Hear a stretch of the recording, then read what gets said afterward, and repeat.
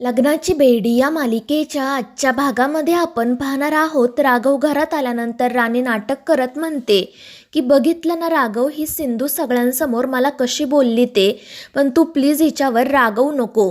तर सिंधू म्हणते की इथे काय घडलं आहे ते जाणून न घेता जर राघवला माझ्यावर रागवायचं असेल तर ठीक आहे. आणि त्यावेळी राघव म्हणतो की इथे जे काही घडलं ते खूप चुकीचं होतं मधू. आणि ते ऐकून मधू आश्चर्याने राघवकडे बघते. तर राघव तिला सांगतो की तू तुझ्या मैत्रिणींसमोर सिंधूला जे काही बोलली ते सगळं काही मी ऐकलं आहे आणि तू हे खूप चुकीचं वागली. आणि ते ऐकून राणीच्या मैत्रिणी म्हणतात की काय गं हे मधू, तू तर आम्हाला सांगत होती तुझा नवरा तुला प्रत्येक गोष्टीमध्ये सपोर्ट करतो, तुझ्यावर खूप प्रेम करतो, पण इथे तर तो त्याच्या एक्स वाईफची बाजू घेत आहे. आणि त्यानंतर त्या मधूवर हसतात. त्यामुळे ती खूपच चिडते. ती राघवला म्हणते की हो, मी केला सिंधूचा अपमान, पण ती मला जे काही बोलली ते तू ऐकलं नाही का? तू प्रत्येक वेळी तिची बाजू कसा घेऊ शकतो? आणि त्यावर राघव म्हणतो की मला तुला फक्त एवढंच सांगायचं आहे की बाहेरच्या लोकांसमोर घरातले पर्सनल विषय काढू नको. आणि हे मी तुला तुझ्या भल्यासाठीच सांगत आहे. पण राणी काही ऐकूनच घेत नाही. उलट ती पुन्हा सिंधूलाच वाटेल ते बोलायला सुरुवात करते. ती सिंधूला म्हणत असते की तू मला सांगितलं होतं की तू तुझ्या मुलीला घेऊन या घरातून निघून जाशील, मग जा, तुझ्या मुलीला घे आणि दहीगावला निघून जा, पुन्हा इथे परत कधीच येऊ नको. त्यावर सिंधू म्हणते की ते शक्य नाही आहे, कारण मी राघवला तसं वचन दिलं आहे. मात्र राणी म्हणते की सिंधू, तू खूप स्वार्थी आहे. तू राघवला वचन दिलं, पण मला दिलेल्या शब्दाचं काय? आणि त्यांचे हे वाद सुरू असतानाच रुक्मिणी, राजश्री, रेश्मा देवळातून तिथे येतात. आणि त्यांना घरात आलेलं बघून मधूच्या मैत्रिणी तेथून निघून जातात. आणि त्यानंतर राजश्री राघवला नक्की काय झालं होतं ते विचारते. पण रुक्मिणी म्हणते की याच मुलीमुळे काहीतरी झालं असणार. आणि ती सिंधूलाच विचारते की तू इथे कशासाठी आली आहे, तुला या घराचा मोह सुटत नाही का?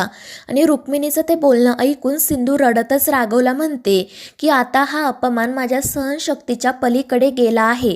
आता मी माझा या घरातला अजून अपमान सहन करू शकत नाही. आणि सिंधूचं ते बोलणं ऐकून राघव रुक्मिणीला सांगतो की या सगळ्यामध्ये सिंधूची काही चूक नाहीये, तिला बोलून काहीच फायदा नाही. आणि मग त्यानंतर राजश्री सिंधूची माफी मागत म्हणते की या सगळ्यांच्या वतीने मी तुझी माफी मागते, पण तू प्लीज सावीला या घरापासून लांब करू नको, कारण मी माझ्या नातीशिवाय आणि राघव त्याच्या मुलीशिवाय नाही राहू शकत. त्यावर रुक्मिणी म्हणते की राजश्री, तुला गयावया करायची काही गरज नाही. पण राजश्री तिला म्हणते की वहिनी, मी माझ्या नातीशिवाय नाही राहू शकत, मला तिची गरज आहे. आणि ती सिंधू पुढे हात जोडत म्हणते की तू मला आई मानते ना गं, मग प्लीज या आईची इच्छा पूर्ण कर. त्यावर सिंधू म्हणते की तुमच्यासाठी आणि मी राघवला शब्द दिला आहे त्यासाठी सावीला मी घेऊन दहीगावला जाणार नाही. ती पुण्यामध्येच राहील आणि तुम्ही तिला भेटू शकता. आणि ते ऐकून राजश्री आणि राघवच्या जीवात जीव येतो. पण सिंधू म्हणते की माझ्या काही अटी आहेत. त्यावर राघव तिला विचारतो की काय अटी आहेत तुझ्या? त्यावर सिंधू त्याला सांगते की जेव्हा तुम्हाला सावीला भेटायचं असेल तेव्हा तुम्ही माझ्या घरी येऊन भेटा किंवा बाहेर कुठेतरी भेटा, पण यापुढे सावी या घरात येणार नाही. आणि त्यावर राजश्री म्हणते की सिंधू, हे काय बोलतेस तू? अगं, हे सावीचं हक्काचं घर आहे. त्यावर सिंधू म्हणते पण याच हक्काच्या घरात आजपर्यंत अनेकदा तिचा अपमान झाला आहे आणि ती खूप लहान आहे. जर या सगळ्याचा तिच्या मनावर परिणाम झाला तर कोण जबाबदार राहील? तर राघव म्हणतो की सिंधू, तुझी ही अट मला मान्य आहे. त्यानंतर सिंधू त्याला सांगते की तुम्ही सावीला शनिवार किंवा रविवारीच भेटायचं, कारण की त्या दिवशी तिच्या शाळेला सुट्टी असते. त्यावर राघव म्हणतो मान्य आहे. त्यानंतर सिंधू त्याला सांगते की यापुढे तुम्ही सावीला महागड्या वस्तू भेट म्हणून द्यायच्या नाही आणि माझ्या परवानगीशिवाय तिच्यावर एकही रुपया खर्च करायचा नाही. त्यावर राघव म्हणतो की ही अटसुद्धा मला मान्य आहे. आणि मग सिंधू त्याला सांगते की आता शेवटची आणि महत्त्वाची अट, जर यांपैकी एक अटही तुम्ही मोडली तर मी सावीच्या सोलो कस्टडीसाठी अप्लाय करेल आणि त्याला तुम्ही विरोध करायचा नाही. आणि सिंधूची ही अट ऐकून सगळ्यांनाच धक्का बसतो. मात्र राघव म्हणतो की तुझी ही अटसुद्धा मला मान्य आहे. आणि मग त्यानंतर सिंधू रडतच तेथून निघून जाते. तर रुक्मिणी मनाशी म्हणत असते की जे काही घडलं ते योग्यच घडलं, आता ती सिंधू आणि तिची मुलगी या घरात येणार नाही. तर राघव राणीला म्हणत असतो की आता झालं ना तुझं समाधान, हे सगळं काही तुझ्यामुळे घडलं आहे, आता फक्त तुझ्यामुळे मला माझ्या मुलीला भेटता येणार नाही, फक्त तुझ्यामुळे सिंधूने माझ्यावर एवढे रेस्ट्रिक्शन्स घातलेत. आणि राघव राणीवर आरोप करत आहे हे बघून रुक्मिणी लगेच मध्ये पडते.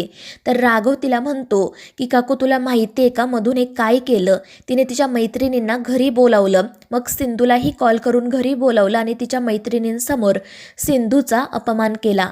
आणि ते ऐकून रुक्मिणी गप्प बसते. तर राजश्री राणीला म्हणत असते की मला तुझ्याकडून खरंच ही अपेक्षा नव्हती, तू का वागलीस अशी.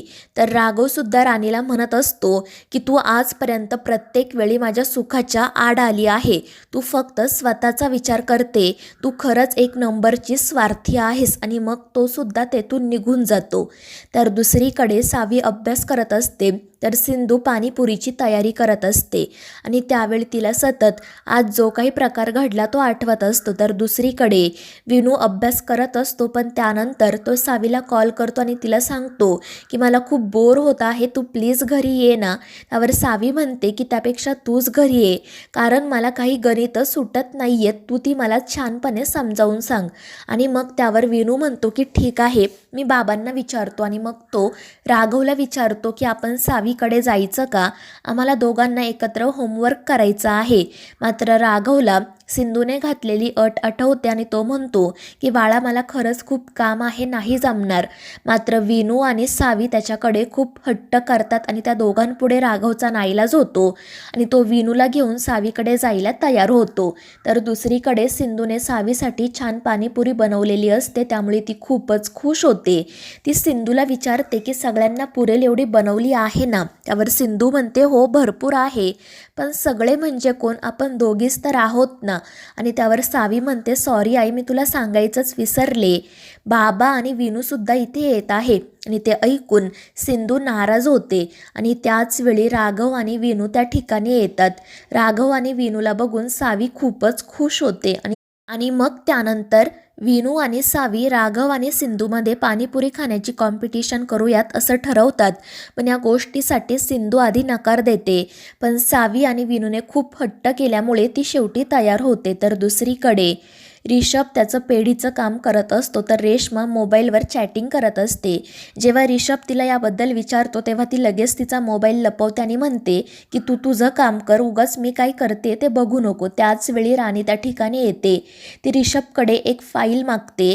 ऋषभ ती फाईल आणण्यासाठी रूममध्ये जातो. तर राणी मनाशी राघवचाच विचार करत म्हणत असते की राघव सकाळी घराबाहेर पडला आहे, अजूनही घरी आलेला नाही, त्याचा राग अजून गेला नसेल का. त्याचवेळी ऋषभ फाईल घेऊन तिथे येतो.